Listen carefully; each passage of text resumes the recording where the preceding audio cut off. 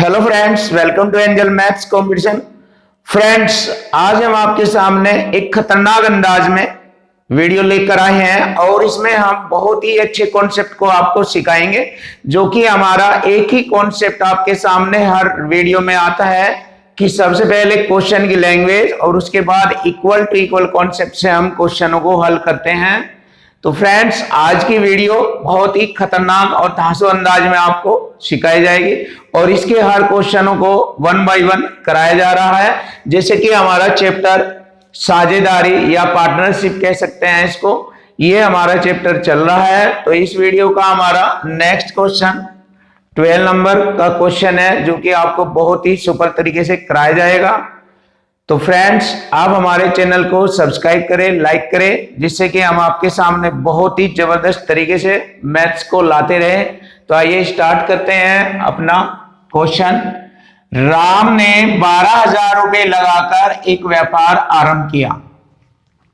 देखो, राम ने इस व्यापार में 12,000 रुपए लगाए। 6 माह बाद रहीम ने भी 15,000 रुपए व्यापार में लगाए। तो देखो, रहीम भी 6 माह बाद व्यापार में आ गया और उसने 15,000 रुपए व्यापार में लगाए।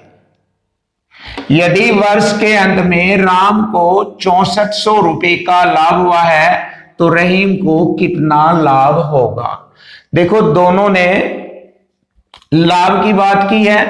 राम को लाभ मिला है 6400 रुपए का, तो रहीम को कितना लाभ होगा। अब हम देखते हैं समय किस किस के अकॉर्डिंग, किसको कितने समय के अकॉर्डिंग रखा जाएगा।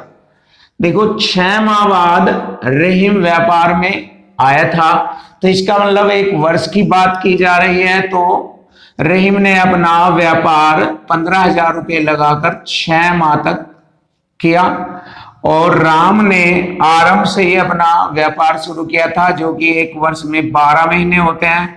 तो राम ने 12 महीने तक अपना व्यापार किया और इसके बाद यह जो लाभ है 6400 रुपए, ये राम को प्राप्त हुआ। तो देखते हैं, 6400 रुपए का लाभ राम का लाभ है और हमें रहीम का लाभ ज्ञात करना है। ऐसे करेंगे, रहीम का लाभ हमें ज्ञात करना है। तो देखो, लाभ के रेशो को बराबर करेंगे उनकी पूंजी गुणा समय के रेशो के अकॉर्डिंग, इन दोनों को बराबर लिख लेंगे और यही हमारा इक्वल टू इक्वल कॉन्सेप्ट होगा। पहले हम इसको छोटा कर लेते हैं। 3 0 से 3 0 डिवाइड हो गई और 6 दूनी 12 और छोटा करेंगे, 3 पंजे 15 और 3 चौक 12। अब राम का रेस हो गया 4 दूनी 8 और रहीम का रेस हो गया 5। अब हम इसके अकॉर्डिंग यहां पर रहीम का लाभ ज्ञात कर लेंगे। 8 से मैंने 6400 को काटा, 8 8 64, 812 और 8 पंजे 40, 8 पंजे 40 और 2 0 ये। तो हम कह सकते हैं कि रहीम को कुल लाभ होगा 4,000 रुपए का और यही हमारे क्वेश्चन का आंसर होगा। ऑप्शन ए 4,000 रुपए। सुहास और नितिन ने 8-3 के अनुपात में राशि लगाकर कारोबार शुरू किया। सुहास और नितिन ने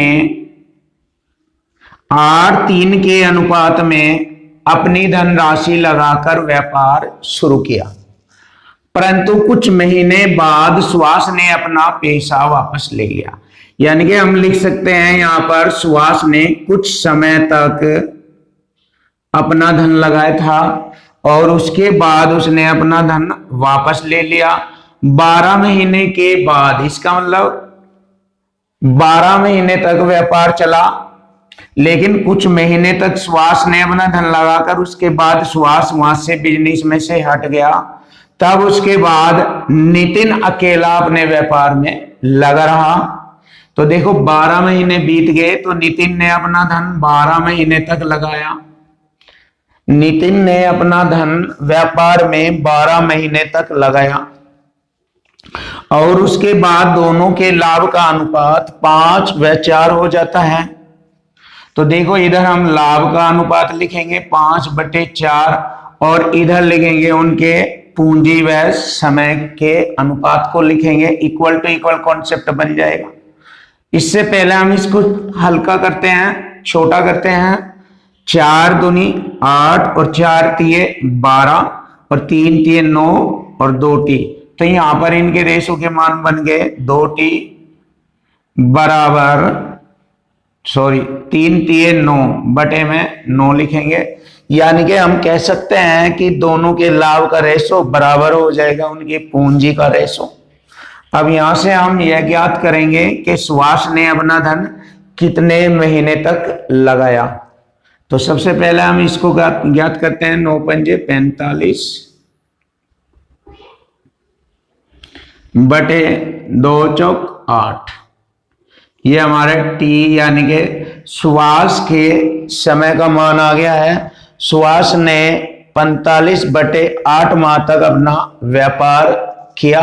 उसके बाद अकेले नितिन ने कितने महीने तक निवेश किया। अपना धन अकेले नितिन ने कितने महीने तक निवेश किया, ये हमें ज्ञात करना है। तो हम जानते हैं कि 12 महीने तक व्यापार चला। अब 12 महीने में से सुवेश के समय को घटा देंगे तो हमें मालूम हो जाएगा कि नितिन ने अकेले व्यापार कितने माह तक किया था। तो ये हम ज्ञात करेंगे। तो नितिन ने अकेले कितने माह तक यानी कितने समय तक व्यापार किया। तो 12 महीने में से हम घटा देंगे, सुभाष के समय को घटा देंगे तो नितिन अकेले का समय आ जाएगा 45/8। तो 12 अट्ठे 96, 96 में से 45 घटाएंगे बटे 8। 6 में से 5 घटाया 1, 9 में से 4 घटाया 5/8। तो यहां पर हम समय ज्ञात कर लेंगे। 8 छंग 48, 3 बचा तो 6 से ही 3/8 माह तक नितिन ने अकेले अपने बिजनेस को व्यापार में लगाया था। तो हमारे क्वेश्चन का आंसर हो गया ऑप्शन बी, 6 से ही 3/8 समय तक नितिन ने अपना धन व्यापार में अकेले लगाया था। नेक्स्ट क्वेश्चन, ए, बी तथा सी ने 50,000 रुपए का कारोबार आरंभ किया। देखो ए, बी और सी ने 50,000 रुपए कारोबार में लगाए। तीनों ने मिलकर 50,000 रुपए कारोबार में लगाए। बी ने सी की तुलना में 6,000 रुपए अधिक दिए। देखो बी ने सी की तुलना में 6,000 रुपए अधिक दिए तथा ए ने बी की तुलना में 2,000 रुपए अधिक दिए। बी से 2,000 रुपए ए ने अधिक दिए। तो 6,000 में 2,000 जोड़ेंगे, इसका मतलब ए ने 8,000 रुपए दिए। अब देखो यदि हम इन तीनों का जो डिफरेंस है, इसका और इसका दोनों का 6,000 रुपए का अंतर है।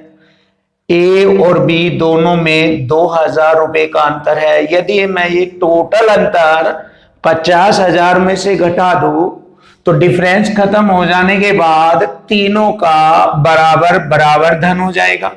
तो देखो 8,000 और 6,000 यानी कि 14,000 यदि मैं घटा देता हूं तो बचा हुआ रह गया हमारा 36,000 रुपए, जो कि तीनों में बराबर बराबर बट जाता है। तो देखिए 3 से हम इसको डिवाइड करेंगे तो प्रत्येक को मिलने वाला धन हो गया 12,000 रुपए सी को मिलेगा। तो यहां पर मैं सी को लिख दूंगा 12,000 रुपए मिलेगा और बी को 12,000 प्लस इससे 6,000 अधिक ये भी मिला हुआ है। तो 12 6 18,000 हो जाएगा बी का। और इसी प्रकार ए का 12,000 प्लस 8,000 ये अधिक है। तो 12 और 8 20,000 रुपए।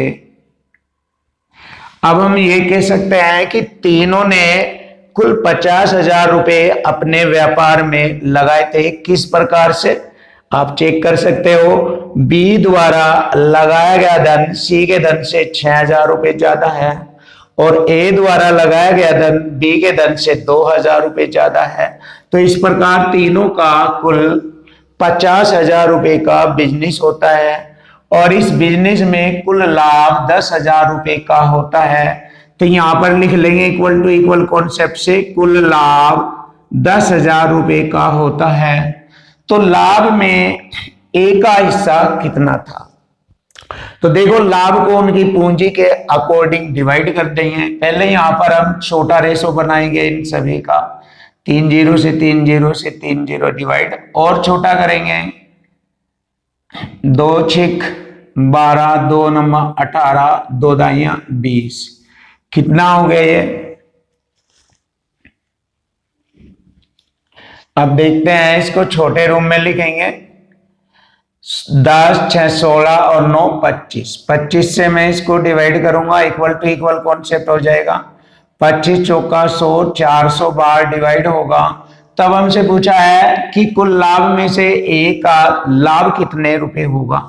ए के रेशो में गुणा करेंगे 400 के, तो ए के लाभ का हिस्सा आ जाएगा 400 गुणा 10 4,000 रुपए और यही हमारे क्वेश्चन का आंसर बनेगा 4,000 रुपए। फ्रेंड्स बहुत ही जबरदस्त और खतरनाक क्वेश्चन था ये, बहुत ही स्टैंडर्ड। तो अब आप नेक्स्ट क्वेश्चन भी देखिए और यदि आपने ये इक्वल टू इक्वल कॉन्सेप्ट सीख लिया तो आप पूरे दुनिया में यानी कि मैथ की दुनिया में तहलका मचा दोगे। तो आपको ये कॉन्सेप्ट 100% किसी भी तरीके से मेहनत करो, इसको आपको सीखना है। कॉन्सेप्ट बहुत इजी है। सबसे पहले क्वेश्चन की लैंग्वेज और उसके बाद इक्वल टू इक्वल से पूरा मैथ आसान हो जाता है। तो देखिए नया क्वेश्चन आपके सामने।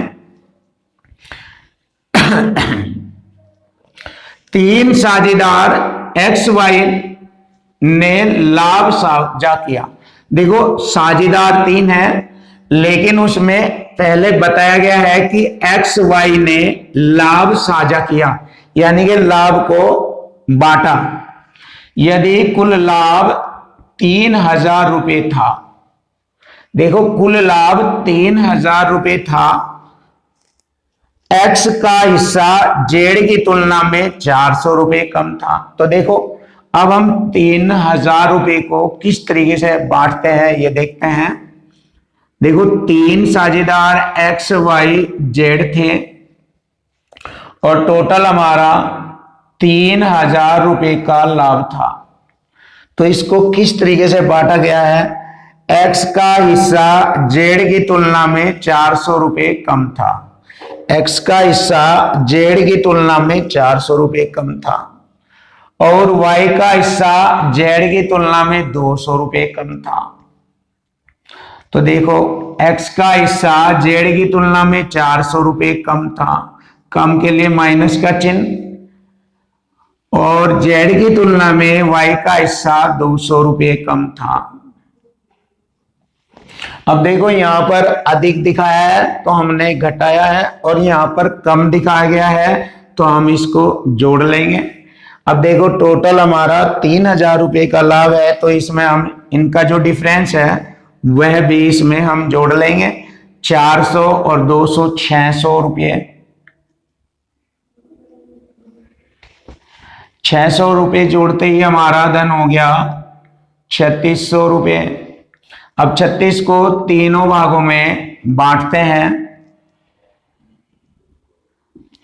तो 3 से डिवाइड करूंगा मैं इसको, 1,200 रुपये हमारा जेड का आ गया। और देखो जेड का आ गया ये 1,200 रुपये। अब वाई का हिस्सा जेड से 200 रुपये कम है तो इसका मतलब ये हो गया 1,000 रुपये, और एक्स का हिस्सा जेड से 400 रुपये कम है तो इसका मतलब ये हो गया हमारा 800 रुपये। अब यहां पर हम इनके रेशो को आसानी से फाइंड कर सकते हैं। देखो 2 0 से 2 0 काटी रेशो बनाने के लिए, और अब इसको छोटा करेंगे, 2 चौका 8 2 पंजे 10 और 2 छिक 12। तो देखिए इनके लाभ को इस प्रकार से बांटा गया है, 4, 5, 6 के अनुपात में तीनों के लाभ को बांटा गया है। और हम यहां से देख भी सकते हैं कि तीनों को 3000 रुपए का लाभ किस प्रकार से मिला है। 1200 रुपए, 1000 और 800 रुपए, यदि तीनों को जोड़ा जाए तो 3000 रुपए का लाभ होता है। और ये हमारे तीनों के लाभ का अनुपात है 4, 5 और 6। तो हमारे क्वेश्चन का आंसर बनता है ऑप्शन सी, 4, 5 और 6। Question number 16। ए ने 75,000 रुपए के साथ एक कारोबार शुरू किया और बी ने कुछ समय के बाद 37,500 रुपए के साथ उसमें शामिल हो गया। ए ने अपना कारोबार किया 75,000 रुपए से आरंभ और बी भी कुछ समय बाद 37,500 रुपए कारोबार में लगाकर शामिल हो जाता है।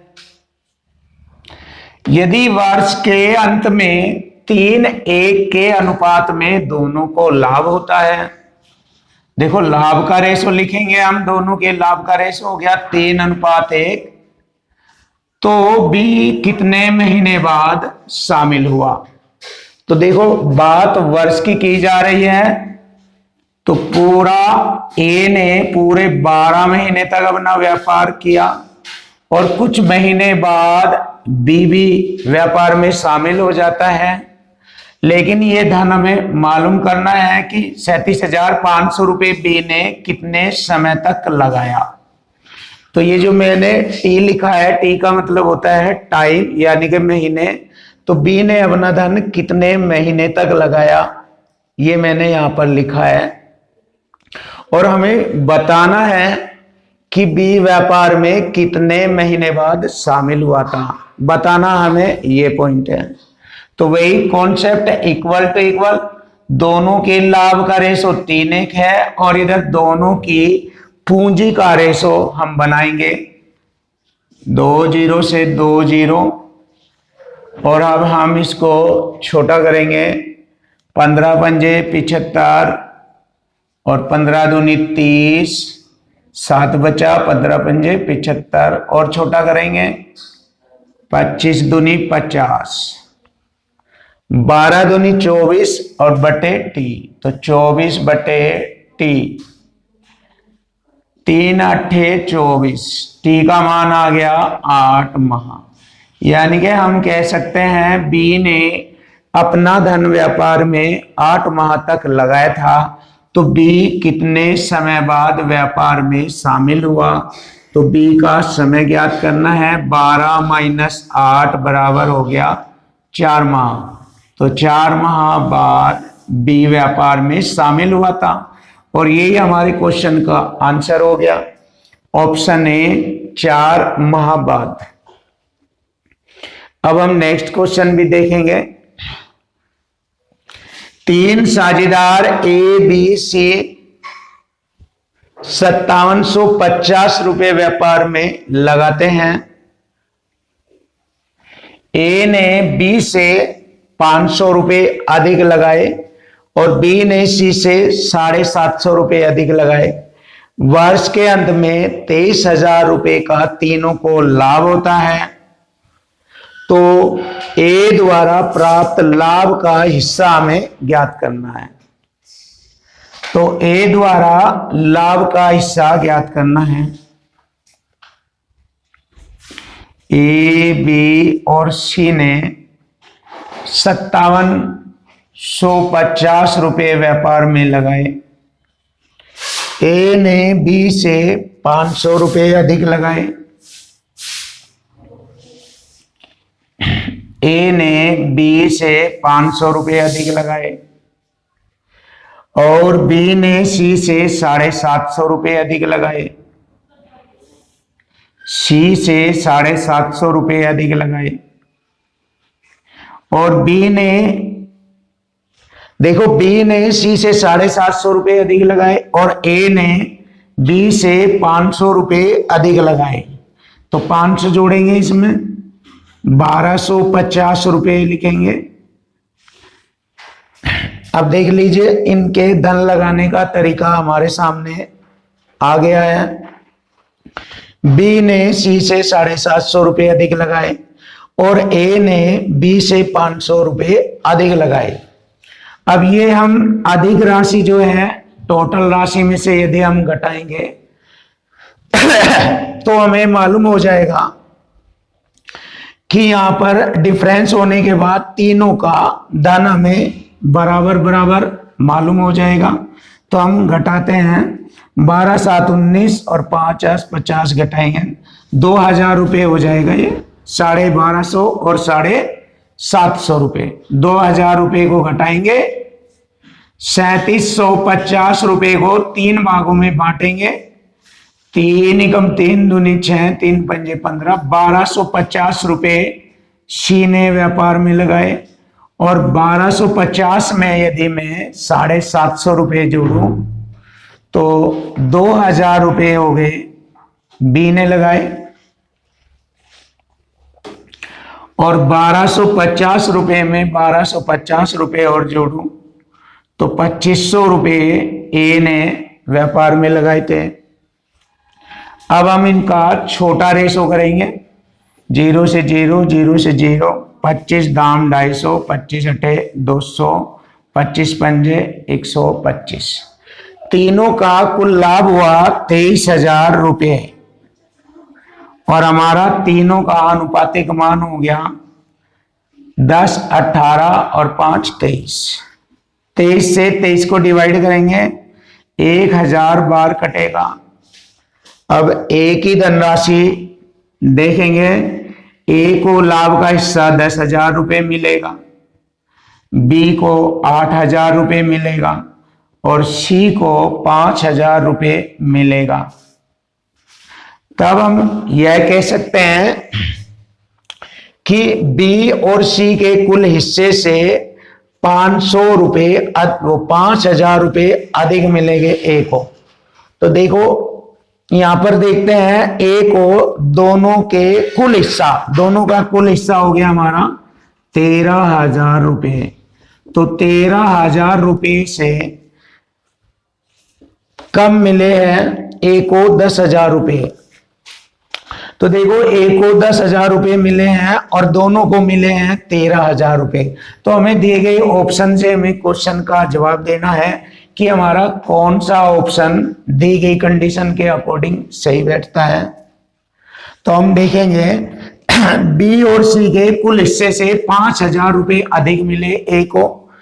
देखो ए को अधिक नहीं मिले, बी और सी का हिस्सा टोटल 13,000 है, तो ये ऑप्शन नहीं होगा। बी और सी के कुल हिस्से से 3,000 रुपये कम मिले हैं ए को। देखो 13,000 से 3,000 रुपये कम मिल रहे हैं ए को, यानी कि ए को 10,000 रुपये मिला है तो दोनों को 13,000 रुपये मिले हैं, तो 3,000 रुपये कम मिले हैं ए को। तो बी ऑप्शन हमारे क्वेश्चन का आंसर होगा। तो दिए गए क्वेश्चन का आंसर हो गया ऑप्शन बी। बी और सी के कुल हिस्से से 3,000 रुपये कम मिलते हैं ए को।